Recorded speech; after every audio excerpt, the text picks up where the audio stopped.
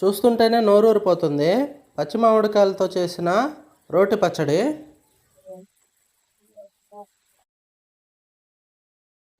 Hi friends, welcome to my channel.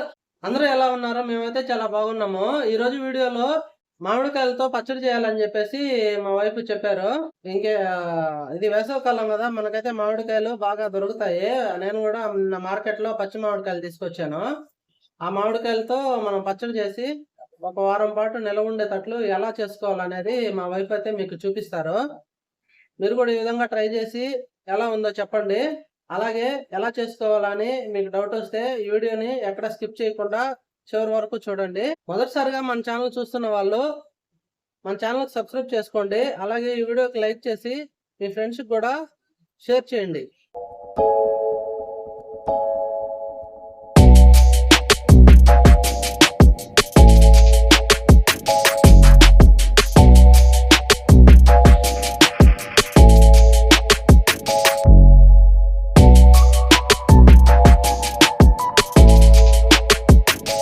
Hi friends, అందరు బాగున్నారా? మేము కూడా చాలా బాగున్నాము. మీరు అందరు బాగుండాలని మనస్ఫూర్తిగా కోరుకుంటున్నాను.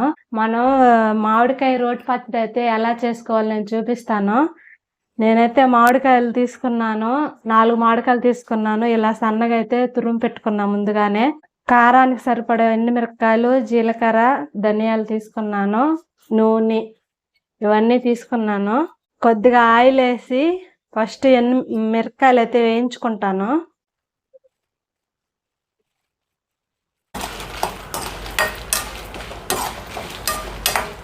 మిరపకాయలు అయితే వేయించేసుకున్నాను.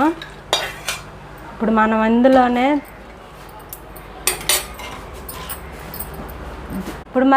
ఇందులోనే జీలకర్ర, ధనియాలు వేయించుకోవాలి. ఇవి కూడా దోరగా వేయించుకోవాలి.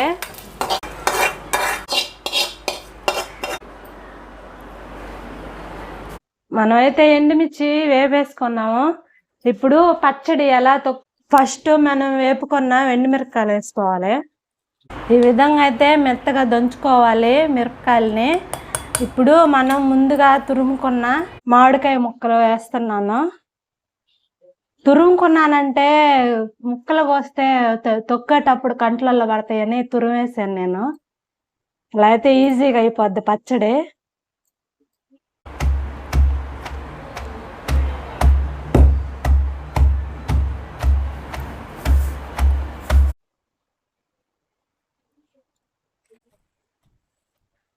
మామిడికాయ పచ్చడి అంటే ఎంతమందికి ఇష్టమో లైక్ చేసి కామెంట్ చేయండి ఫ్రెండ్స్.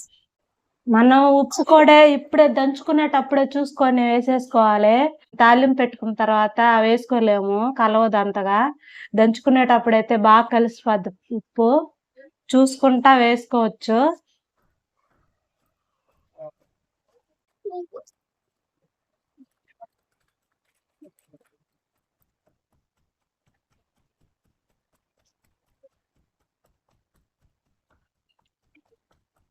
అయిపోయింది పచ్చడి అయితే తీసి పెట్టుకుంటున్నాను తాలింపు వేసేదానికి.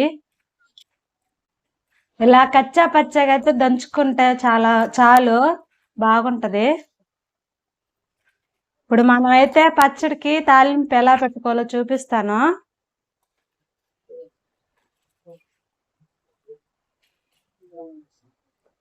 మనం పచ్చడికి తాలింపు చూపిస్తున్నాను. 2 ఎండుమిర్చి, 4 తెల్లపాయలు, ఆవాలు, జీలకర్ర, కరివేపాకు, కొంచెం ఇంగువ పొడి. ఎక్కువ ఆయిల్ వేసుకోవాలి. మామిడికాయలు పచ్చి వేసుకున్నాం కాబట్టి అవి బాగా వేగాలి దీంట్లో. అందుకే కొంచెం ఎక్కువ ఆయిల్ అయితే వేసుకుంటున్నాను. ఆయిల్ అయితే వేడెక్కింది. మనం ముందుగా దంచుకున్న తెల్లపాయలు వేస్తున్నాను. అలాగే కొంచెం ఆవాలు, జీలకర్ర వేస్తున్నాను. 2 ఎండుమిర్చి ఇవి వేసి కొంచెం వేయించుకోవాలి. ఇవి వేయించుకున్న తర్వాత కరివేపాకు వేసుకోవాలి. అందులోనే కొంచెం ఇంగువ పొడి కూడా వేసేసుకోవాలి. వేసేసి కాసేపు వేయించాలి. అన్నీ అయితే వేగిపోయాయి. ఇప్పుడు మనం ముందుగా దంచి పెట్టుకున్న పచ్చడి అయితే వేస్తున్నాను.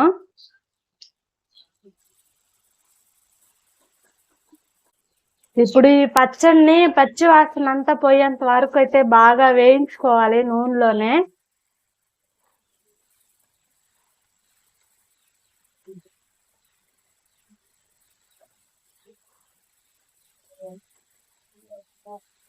పది నిమిషాల వరకు బాగా వేయించుకోవాలి నూనెలోనే.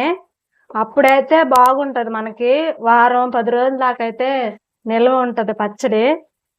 మనం చేసుకున్న రోజే టేస్ట్ తెల్లారి రోజైతే ఇంకా టేస్ట్ ఎక్కువగా ఉంటది మగ్గే కొద్దికి పచ్చడి అయితే బాగా వేయించేసుకున్నాను నూనెలో. చూడండి, నూనె కూడా బాగా తేలిపోతుంది పైకి. ఇప్పుడైతే మనం తీసేసుకోవటమే ఇంకా పచ్చడి, స్టవ్ ఆఫ్ చేసేసి. ఇప్పుడు మనమైతే చేసిన మామిడికాయ రోటి పచ్చడి రుచి చూడడానికి నేనైతే కూర్చున్నాను. మీకోసం టేస్ట్ చూపిస్తాను, చూడండి. ఈ కర్రీతో పాటు మామిడికాయ పచ్చడి, అరటికాయ తాలింపు, కొంచెం రసం అయితే చేసింది మా వైఫ్ నా కోసం. వేసవికాలం కదా, మీకు కూడా మామిడికాయలు అయితే చాలా బాగా దొరుకుతుంటాయి.